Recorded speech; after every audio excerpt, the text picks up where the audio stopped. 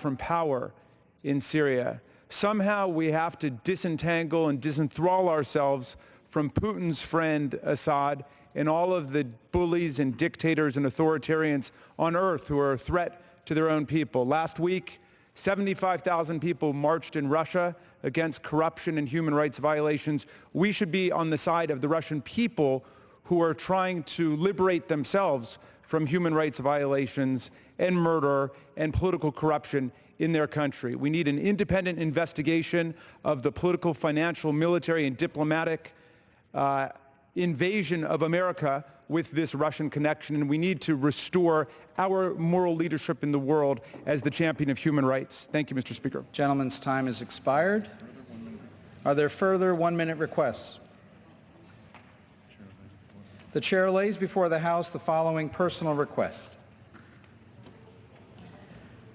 Leave of absence requested for Mr. Evans of Pennsylvania for today. Without objection, the request is granted. Under the Speaker's announced policy of January 3, 2017, the gentleman from Rhode Island, Mr. Langevin, is recognized for 60 minutes as the designee of the Minority Leader.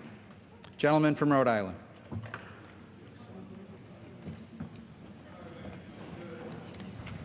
Thank you, Mr. Speaker.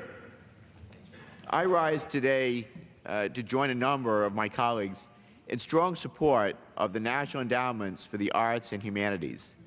These venerable institutions, which both recently celebrated their 50th anniversaries, are a cornerstone of American cultural expressions. Sadly, they are also under attack. The President's recent budget outline called for the defunding and dismantling of the endowments. So I've gathered here with my friends and colleagues in the hope that we can help the President change his mind and demonstrate to him the immense benefit that the NEA and the NEH bring to our districts, our country, and in fact the world.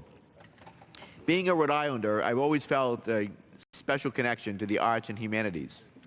Rhode Island was founded as a colony that welcomed free expression of religion, and that freedom of thought quickly translated into an independent mindedness that drove creative endeavors.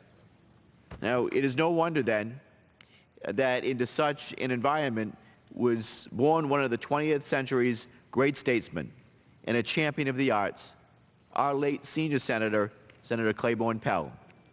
Senator Pell was a mentor of mine, and I actually had the privilege of interning with him twice at one point.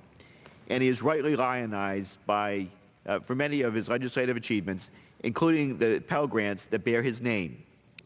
But I believe that no issue was closer to his heart than that of preserving and promoting American art and culture.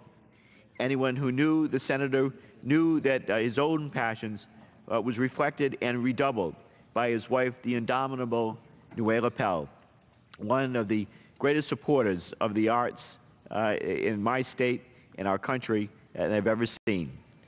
And the National Endowments for the Arts and Humanities can trace their beginnings to the passions of the Pells, the vision of President Kennedy, and the determination of President Johnson. President Kennedy began his term with a focus on American culture when he invited Robert Frost to read a poem at his inauguration. He soon followed this up by appointing August Heckscher, his special consultant on the arts. Heckscher's report, entitled "The Arts and the National Government," led to the creation of the President's Advisory Council on the Arts. Meanwhile, Senator Pell, the chairman of the Senate Special Subcommittee on the Arts and Humanities, was hard at work. He began his first hearing in 1963 with this statement, and I quote, "I believe that this cause and its implementation has